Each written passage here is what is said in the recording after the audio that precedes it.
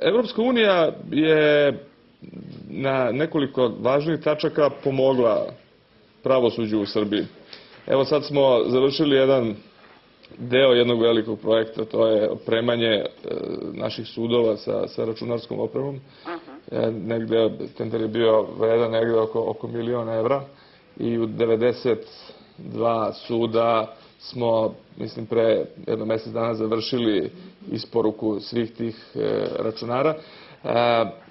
Sa druge strane, vrlo mnogo smo mogli da osetimo pomoć Evropske unije u edukaciji, dakle u obuci koju su sudije i tužioci prošli u ovih 8 godina. Dakle, to naravno nije krenulo baš od 2001. godine, ali već od godinu dana posle toga, dakle još je Zoran Đinđić bio predsjednik vlade Republike Srbije, kada je Evropska unija preko Evropske agencije za rekonstrukciju počela da izdvaja vrlo ozbiljan novac da bi se pravosuđe u Srbiji dovelo u bolje stanje nego što jeste.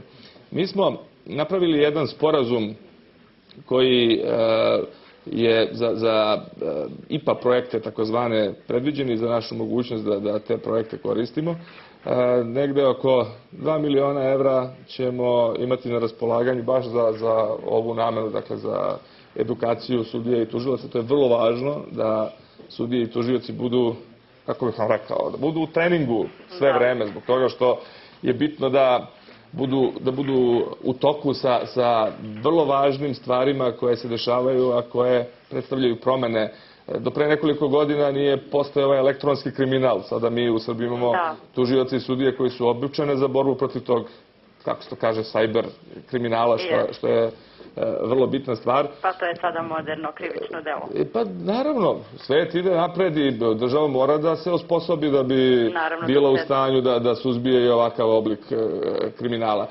Isto tako, vrlo je bitno da za vrlo složena ekonomska krivična dela, kao što je pranje novca, kao što su složene ekonomske transakcije, ljudi koji nisu ekonomisti po vokaciji, po svojoj struci, imaju problem da se na dobar način bave suđenjem u tim krivičnim delima, jer morate da imate specijalna znanja i tu je bitno da sudije i tužioci imaju dobru obuku. I to je jedan deo tema koje su predmet ove obuke.